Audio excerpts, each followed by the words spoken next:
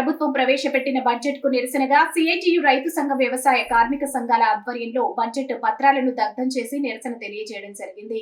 ఈ సందర్భంగా రైతు సంఘం జిల్లా అధ్యక్షులు కె వెంకటేష్లు మాట్లాడుతూ కేంద్రంలోని ఎన్డీఏ ప్రభుత్వం రైతుల కార్మికుల వ్యవసాయ కార్మికుల వ్యతిరేక బడ్జెట్ ను ప్రవేశపెట్టిందని, రైతు సంఘంగా ఈ బడ్జెట్ ను తీవ్రంగా వ్యతిరేకిస్తున్నట్లు తెలిపారు. ప్రభుత్వం ఈ బడ్జెట్ ను సవరించి రైతులు, కార్మికులు, వ్యవసాయ కార్మికులకు, సామాన్య ప్రజలకు న్యాయం జరిగే విధంగా బడ్జెట్ ప్రవేశపెట్టాలని డిమాండ్ చేశారు. ఈ కార్యక్రమంలో సిఐటియు జిల్లా నాయకులు రామాంజనేయులు, సీనియర్ నాయకులు మహానందిరెడ్డి, సిఐటియు పట్టణ కార్యదర్శి గోపాల్, సిఐటియు పట్టణ నాయకులు లక్ష్మణ్, వ్యవసాయ కార్మిక సంఘం తదితరులు పాల్గొన్నారు.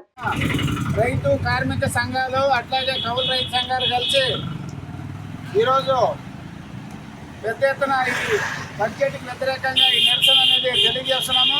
ప్రధానంగా ఫిబ్రవరి 1వ తారీఖున మన ఆర్థిక శాఖ మంత్రి నిర్మలా సీతారామన్ గారు బడ్జెట్ను ప్రవేశపెట్టాడు. దాదాపు 50 లక్షల కోట్ల పైగా ఈ బడ్జెట్లో రైతులకు ఏమాత్రము బడ్జెట్ న్యాయమైన బడ్జెట్ కేటాయించలేదు. గతంలో 1,70,000 కోట్లు కేటాయిస్తే ఈ సంవత్సరము 1,34,000 కోట్లు కుదించినారు.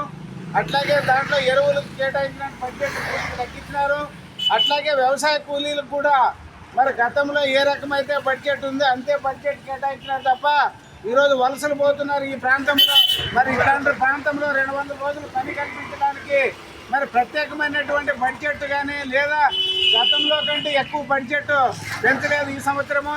అట్లాగే ఈరోజు లేబర్ కోడ్ని దొడ్డిదారిన ఈరోజు అమలు చేయాలని ప్రయత్నం చేస్తున్నారు. అట్లాగే రైతు వ్యతిరేక చట్టాలను కూడా ఈరోజు దొడ్డిదారిన అమలు చేయడానికి ఈరోజు కేంద్ర ప్రభుత్వం పూనుకుంటుంది.